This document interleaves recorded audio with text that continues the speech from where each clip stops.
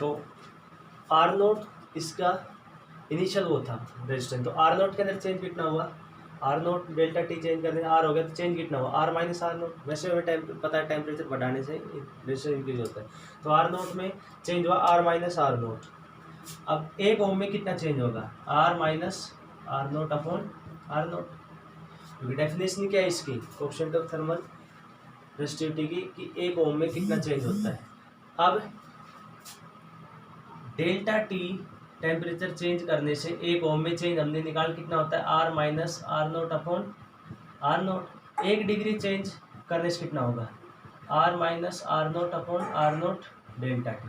और ये डेफिनेशन इसके अल्फा की, तो अल्फा की डेफिनेशन वो क्या होगी, कोएफिशिएंट ऑफ थर्मल इसकी रेजिस्टिविटी की change in resistance of 1 ohm when temperature is changed by 1 degree Celsius. यानी चेंज इन इसका ये रेजिस्टेंस में जो चेंज है वो 1 ओम के अंदर, 1 ओम के हमने वायर ली, एक वायर ली जिसका है रेजिस्टेंस 1 ओम है, हमने क्या किया फिर टेम्परेचर 1 डिग्री को कर दिया चेंज, 1 डिग्री चेंज करने से उसका आर जितना भी चेंज हुआ है उसको क्या बोलेंगे हम, अल्फा। जैसे उसमें था लेंथ में, उसमें ये था कि एक वायर ली थी और टेम्परेचर हमने उसका बढ़ा, उसमें एक्सपेंशन होता था, टेम्परेचर बढ़ा 1 डिग्री, जितनी लेंथ उसकी बढ़ती थी, जैसे पहले इतनी लेंथ थी 1 डिग्री हमने बढ़ाई इतनी होगी, तो ये क्या उसका चेंज इन लेंथ अल्फा। ये हो गया कोएफिशिएंट ऑफ थर्मल रेजिस्टिविटी के बारे में। अब एक चीज़ और, इसकी यूनिट क्या होगी, यूनिट बताओ इसकी क्या होगी। ऊपर क्या है आर माइनस आर नोट, मतलब इस आर क्या होती है ओम माइनस ओम, तो जैसे यहाँ पे 5 ओम है, यहाँ पे 3 ओम है, तो 5 माइनस 3 ओम, 5 ओम माइनस 3 ओम कितना होगा 2 ओम, तो ओम बचेगा, तो ये किसकी यूनिट होगी, ये रेजिस्टेंस की होगी ओम, और नीचे आर नोट ये भी ये रेजिस्टेंस की ओम, और डेल्टा टी क्या हो टेम्परेचर की केल्विन, तो ओम से ओम कैंसिल, तो क्या है इसकी यूनिट पर केल्विन। उसमें भी यही थी पर केल्विन, लेंथ की तो मीटर मीटर कैंसिल हो गया था, तो पर केल्विन ये, तो ये उसकी यूनिट होगी ये पर केल्विन। अब हमने ये टर्म पढ़ लिया, अब इसमें पढ़ेंगे हम डिफरेंट मटेरियल के बारे में, किसमें रेजिस्टिविटी का चेंज क्या होता है टेम्परेचर इंक्रीज का। तो पहला लेते हैं हम मेटल्स में। तो मेटल्स में देखो क्या होते हैं, मेटल्स में हम देखा था कि जब रूम टेम्परेचर के ऊपर लेके आते हैं मेटल्स को, तो उसमें से जो एटम के चारों तरफ इलेक्ट्रॉन घूमते रहते हैं उनको एनर्जी मिल जाती है, वो क्या हो जाते हैं फ्री हो जाते हैं, फ्री इलेक्ट्रॉन। तो फ्री इलेक्ट्रॉन तो पहले ही होते हैं उसमें मेटल्स के अंदर, तो जैसे ही टेम्परेचर हमने बढ़ाया तो टेम्परेचर बढ़ाने से उन फ्री इलेक्ट्रॉन की क्या बढ़ जाएगी, उन फ्री इलेक्ट्रॉन की स्पीड और ज़्यादा इंक्रीज होगी, स्पीड ज़्यादा इंक्रीज होगी तो जल्दी जल्दी टकराएंगे, तो क्या होगा उससे कोलिजन, मतलब कोलिजन उसका बढ़ रहा है, तो कोलिजन अगर बढ़ रहा है तो रेजिस्टेंस क्या हो रहा है उसका बढ़ रहा है, और जब ये बढ़ रहा है रेजिस्टेंस तो रेजिस्टिविटी बढ़ेगी, क्योंकि आर का फॉर्मूला ये है ना, R is equal to rho L by A, तो आर ये डायरेक्टली प्रोपोर्शनल है रो के, मतलब रेजिस्टिविटी आर चेंज हो रहा है तो रो भी चेंज होगा। जब लेंथ कितनी 1 मीटर स्क्वायर और एरिया 1 मीटर, लेंथ 1 मीटर और एरिया 1 मीटर स्क्वायर। देखो ध्यान रखना है रेजिस्टेंस किस पे डिपेंड करता है, लेंथ, एरिया, टेम्परेचर और मटेरियल पे, और रेजिस्टिविटी का किस पे डिपेंड करती है, ओनली टेम्परेचर और मटेरियल पे, ये चीज़ ध्यान रखनी है। तो यहाँ पे मेटल्स के लिए क्या हो जाएगा, टेम्परेचर इंक्रीज करेंगे, टेम्परेचर इंक्रीज करने से इलेक्ट्रॉन की स्पीड बढ़ जाएगी, नंबर ऑफ कोलिजन बढ़ जाएगी, नंबर ऑफ कोलिजन बढ़ेगी तो रेजिस्टेंस बढ़ेगा, और रेजिस्टेंस बढ़ेगा तो रेजिस्टिविटी भी बढ़ेगी। तो लिखो इसमें मेटल्स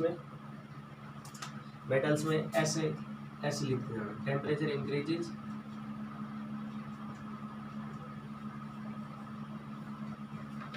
तो उससे क्या होगा, थर्मल वेलोसिटी,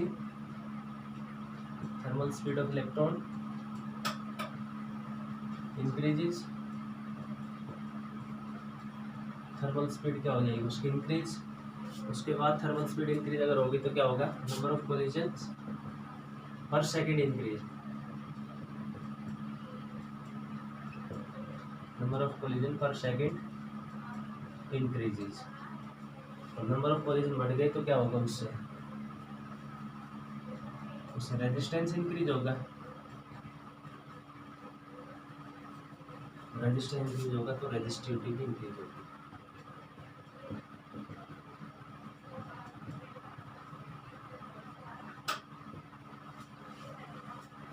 दूसरा एलॉय के लिए,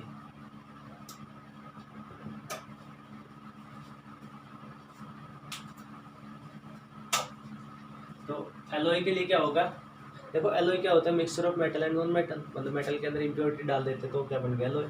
तो एलॉय में जो हमने पीछे एक टर्म पढ़ी थी अल्फा, वो बहुत कम होता है एलॉय का alpha.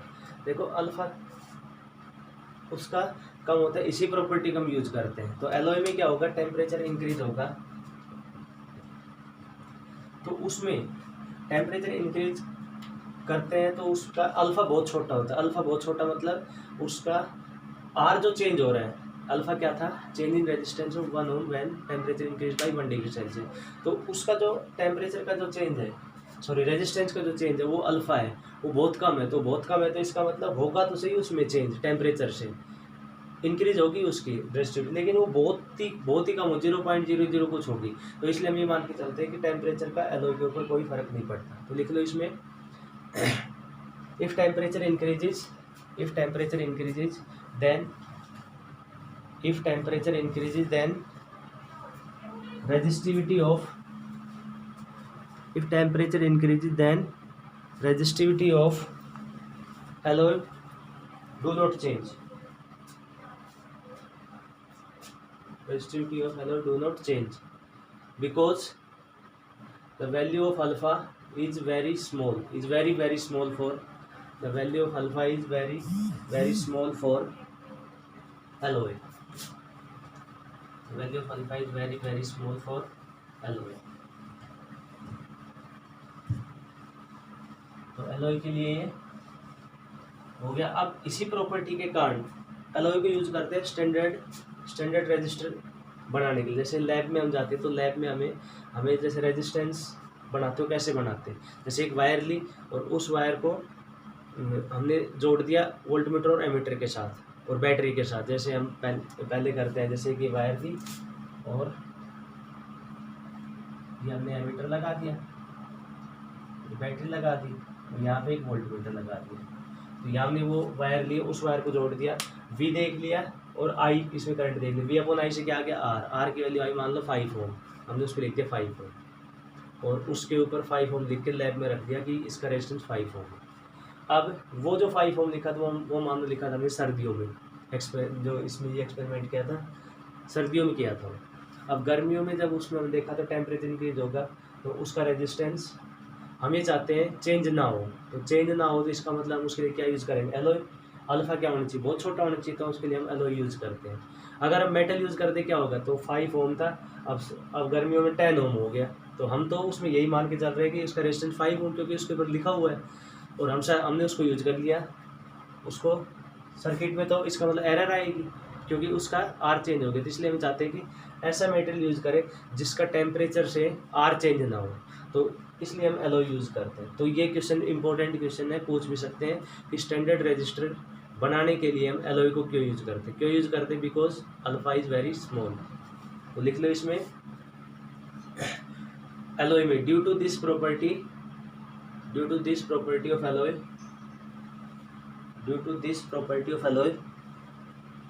they are used for making standard register, they are used for making standard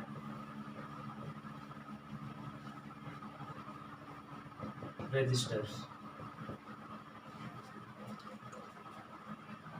तो ये हो गया एलॉय के बारे में। अब उसके बाद तीसरा जो है मेटेरियल वो है इलेक्ट्रोलाइट। तो इलेक्ट्रोलाइट में क्या होता है, इलेक्ट्रोलाइट में इलेक्ट्रॉन वाली थ्योरी नहीं लगी क्योंकि फ्री इलेक्ट्रॉन किसमें होते हैं, मेटल्स के अंदर होते हैं। इलेक्ट्रोलाइट में क्या होते हैं, चार्ज कैरियर आयंस होते हैं। तो इलेक्ट्रोलाइट में क्या होगा, जैसे इलेक्ट्रोलाइट को हम करते जाएंगे, गर्म करते जाएंगे, HCl H2SO4 NaCl इसको गर्म करेंगे तो क्या होगा, उसमें इलेक्ट्रोलाइट जो लिक्विड ले रहे हो वो पतला होता जाएगा और पतला होता जाएगा तो उसमें मूवमेंट क्या हो जाएगी, आयंस की बढ़ जाएगी और मूवमेंट बढ़ गई तो करंट क्या होगा, उसमें इजीली फ्लो होगा तो रेजिस्टिविटी क्या हो जाएगी, उसकी कम हो जाएगी। जैसे शहद है, शहद के अंदर अगर चम्मच हम ऐसे उसमें चलाते हैं तो हम देखते हैं हमें पहले रेजिस्टेंस महसूस होता है, लेकिन शहद को गर्म कर दिया तो हम देखेंगे उसमें आराम से ऐसे चम्मच घुमा सकते हैं। तो वही होता है इलेक्ट्रोलाइट में कि इलेक्ट्रोलाइट को जब गर्म करेंगे तो गर्म करने से क्या होगा, उसमें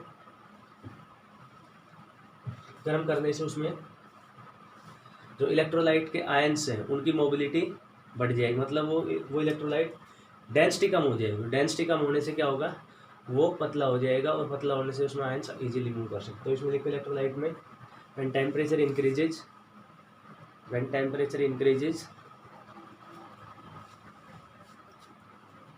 then density of electrolyte decreases,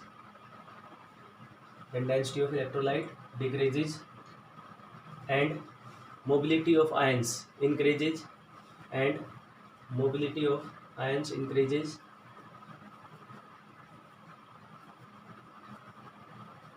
as a result resistance and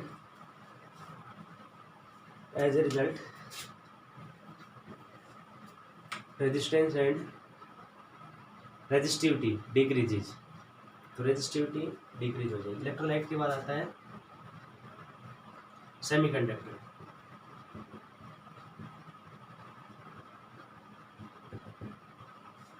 semiconductor में क्या होगा, सेमीकंडक्टर में जैसे अब सेमीकंडक्टर जो होते हैं तो उसमें ये होता है कि जैसे कंडक्टर में तो क्या होगा, रूम टेम्परेचर के ऊपर लेके आते हैं, उसमें फ्री इलेक्ट्रॉन होते हैं पहले से ही, क्योंकि उसमें इलेक्ट्रॉन को एनर्जी मिलते ही वो फ्री हो जाते हैं और वो कंडक्शन के लिए तैयार रहते हैं। सेमीकंडक्टर में क्या होता है, जब उसको हम लेके आते हैं तो उसमें पहले से ही फ्री इलेक्ट्रॉन नहीं होते, लेकिन टेम्परेचर इंक्रीज अगर हम करेंगे तो इलेक्ट्रॉन को एनर्जी मिलती जाएगी, और इलेक्ट्रॉन को एनर्जी मिलते हुए बाहर आ जाएंगे, फ्री इलेक्ट्रॉन बढ़ जाएंगे। तो अब इसमें क्वेश्चन ये आता है, सेमीकंडक्टर में हमने लिया तो अगर एन बढ़ रहे हैं, क्योंकि देखो इसमें आर की जो वैल्यू इसकी रेजिस्टिविटी की एन ई ये है,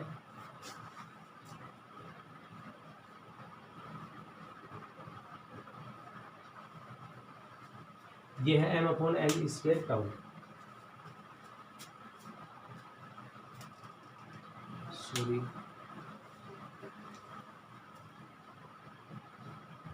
हाँ ठीक है, ये देखो M upon N square into tau है।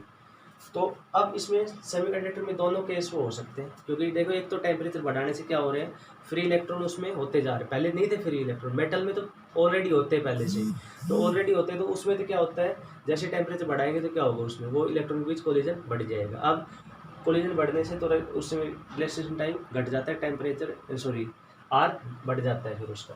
इसमें क्या है, सेमीकंडक्टर में फ्री इलेक्ट्रॉन होते ही नहीं पहले, तो टेम्परेचर बढ़ाने से इलेक्ट्रॉन फ्री हो गए, मतलब एन बढ़ गए। एन बढ़ेगा तो क्या होगा, रेजिस्टिविटी कम हो जाएगी। लेकिन एक केस हो रहा है कि एन बढ़ेंगे तो क्या होगा, उससे कोलिजन भी बढ़ेंगे, क्योंकि नंबर ऑफ चार्ज कैरियर बढ़ गए तो कोलिजन क्या होंगे, बढ़ेंगे, और कोलिजन बढ़ने से ये क्या होगा, ये रेजिस्टिविटी सॉरी टाइम, ये रिलैक्सेशन टाइम ये कम होगा तो क्या होगा, वो बढ़ेगा। तो एक फैक्टर किसको कम कर रहा है, एक कर रहा है इसको बढ़ा रहा है।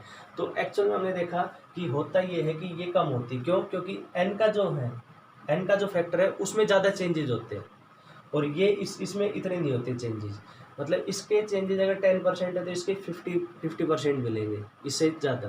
तो इसलिए सेमीकंडक्टर के अंदर अगर हम टेम्परेचर बढ़ाएंगे तो क्या होगा, जो number of free carrier charge carrier उसमें बढ़ते जाएंगे, और उसकी जो रेजिस्टिविटी कम होती जाएगी और रेजिस्टेंस कम होता है ये भी, लेकिन इसका इफेक्ट है वो कम होता है, मतलब डोमिनेंट ये होता है, ज़्यादा ये दिखता है।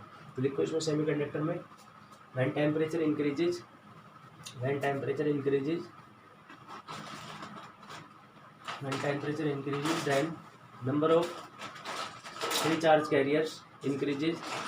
then number of free charge carriers increases,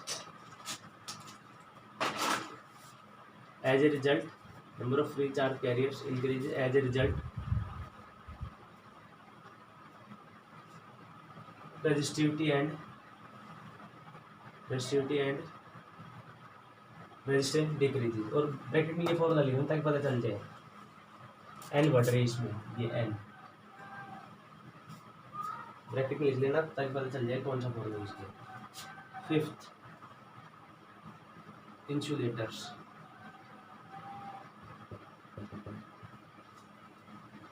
insulators में क्या होता है, अब इंसुलेटर्स में वही सेमीकंडक्टर में क्या होता है, जैसे हम उसको रूम टेम्परेचर ऊपर लेके आएंगे तो कुछ एक इलेक्ट्रॉन उसमें से टूट जाते हैं।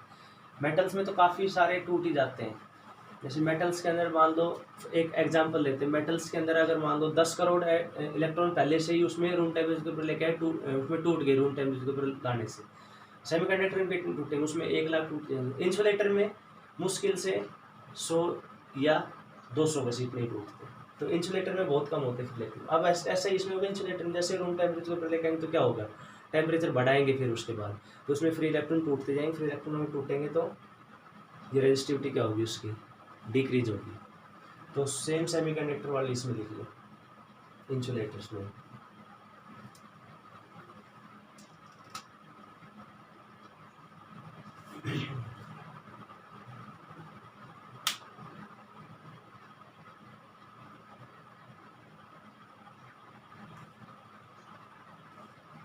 तो ये हो गया मेटल। अब देखो इसमें ये हमने अलग अलग क्यों पढ़े, क्योंकि मेटल्स में क्या हो रही थी, टेम्परेचर इंक्रीज करने से बढ़ रही थी। अलॉय में कोई चेंज नहीं, इलेक्ट्रोलाइट में डिक्रीज, सेमीकंडक्टर में डिक्रीज, इंसुलेटर में डिक्रीज, इसलिए हम अलग अलग पढ़ते हैं।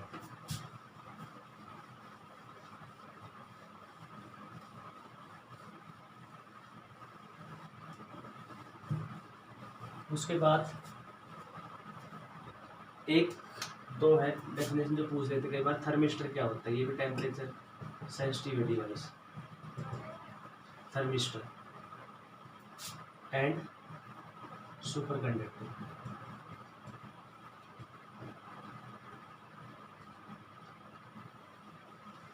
थर्मिस्टर देखो क्या होता है, थर्मिस्टर एक ऐसा होता है डिवाइस, जैसे अलॉय तो क्या होती है, जो टेम्परेचर इंक्रीज करने से उसका रेजिस्टेंस चेंज नहीं होता है, रेजिस्टेंस चेंज नहीं होता। थर्मिस्टर ऐसे जिसमें थोड़ा सा टेम्परेचर अगर हो गया चेंज तो रेजिस्टेंस उसका बहुत ज़्यादा चेंज हो जाता है। इसी प्रॉपर्टी के कारण उसकी एक एप्लीकेशन, जैसे उसकी अलॉय की इसी प्रॉपर्टी के कारण उसको किस में यूज़ करते थे, उसको रेजिस्टेंस बनाने में यूज़ करते थे। अब थर्मिस्टर क्या होती है, लिखो, थर्मिस्टर्स आर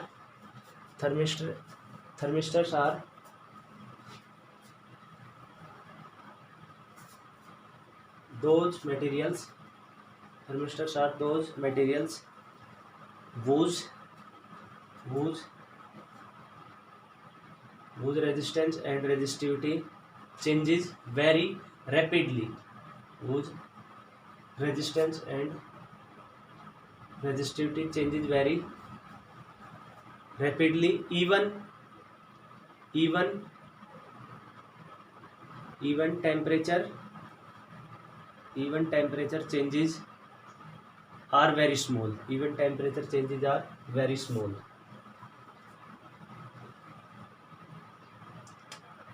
देखो उसमें क्या है, थर्मिस्टर जैसे डॉक्टर के पास जो थर्मोमीटर होता है डिजिटल, उसमें यही यूज होता है thermistor.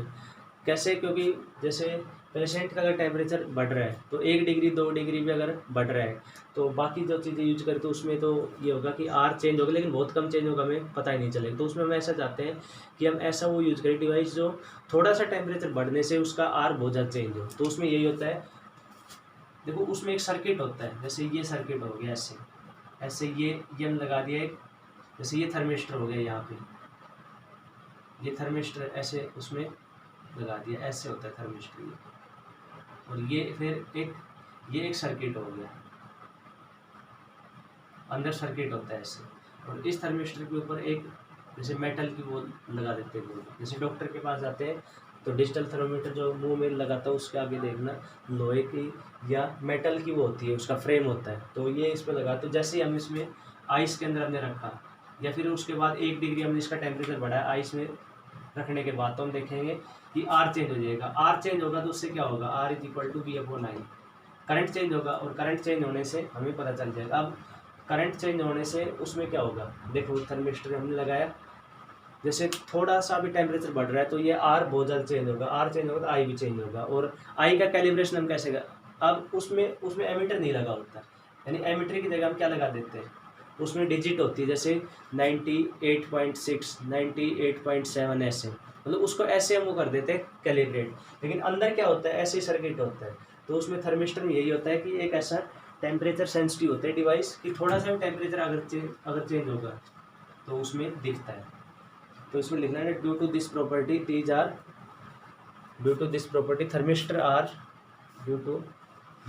Thermistor are due to this property thermistor are used for making thermometer, use for making thermometer. Next है सुपर कंडक्टर। तो सुपर कंडक्टर जैसे नाम से पता चला सुपर कंडक्टर, देखो हमारे जो लॉसेज होते हैं, जैसे हम देखते हैं कि हमारी इलेक्ट्रिकल एनर्जी के जो मोस्टली लॉसेज होते हैं किसके कारण होते हैं, हीट के कारण। यानी कि जैसे तार आ रहे हैं बाहर से, तो तार में हम देखते हैं कि गर्म हो जाते हैं। क्यों होते हैं गर्म? क्योंकि उनके जंग वगैरह लग जाता है, तो वो उनका रेजिस्टेंस बढ़ जाता है, मतलब इंसुलेटर बन जाते हैं वो।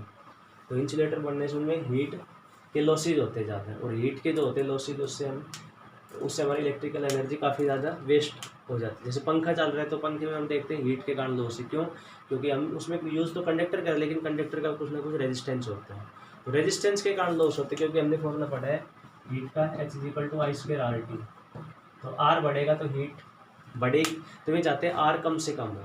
हम ये चाहेंगे R 0 हो जाए तो हीट बिल्कुल नहीं हो, लेकिन ऐसा हम कर नहीं सकते, मतलब अभी तक साइंटिस्ट ऐसा कर नहीं पाए। लेकिन फिर भी R को उन्होंने बहुत कम कर दिया। R कैसे कम कर दिया? टेम्परेचर को कम करके। तो टेम्परेचर इतना कम कर दिया कि उसमें एक कंडक्टर को क्या बन जाए, सुपर कंडक्टर, मतलब उसमें करंट इजीली फ्लो, हीट के लॉस ही ना हो, तो उसको बोलते हैं सुपर कंडक्टर। तो इसमें लिखो सुपर कंडक्टर में those conductors which have zero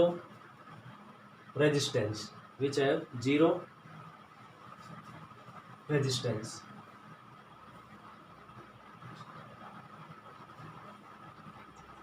ठीक है। तो ये सुपर कंडक्टर के बारे में हो गया, ये डिफरेंट मटेरियल। तो आज के लिए इतना ही है, इनको पढ़ना और इसके क्वेश्चन सोल्व करना। Thank you.